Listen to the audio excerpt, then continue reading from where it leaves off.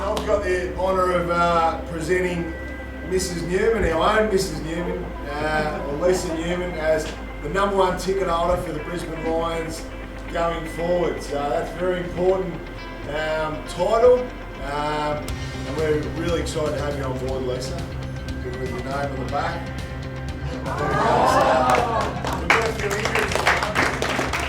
Well, obviously we've been really hard hit over the last 2-3 weeks personnel-wise. You know, we've lost pretty much our whole spine, which really affects your structure, but it doesn't affect your competitiveness. So the two main focuses is how we're attacking the contest and what our defensive, I suppose, not only our individual defensive pressure, but how we defend as a team, which has dropped off poorly in the last couple of weeks, and that was a real strong point of our game against Essendon. So we need to do everything right, and that'll be the simple focus in the second half of the year.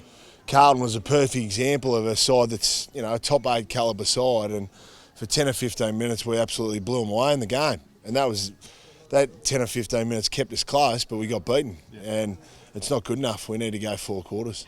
Well, it's always a tough trip, no matter how good the opposition is to Perth. You know, it's a long trip over there, but it's also one that we look forward to. You know, coming off the bye, we should be fresh. It's a big ground, but look forward to get over there and spend a bit of time. But it's a really good challenge. But at the end of the day, Fremantle are hard to score against, but we've got to be hard to score against. We've seen that they've played in some very low-scoring games, and we've got to be prepared to that. If we're going over there thinking we're just going to run around and get heaps of possessions individually and kick heaps of goals, we're in the wrong mindset. But I think our guys, we'll be prepared for that. It's a long trip for us, but if you talk to most of the boys, they actually really enjoy the Perth trip.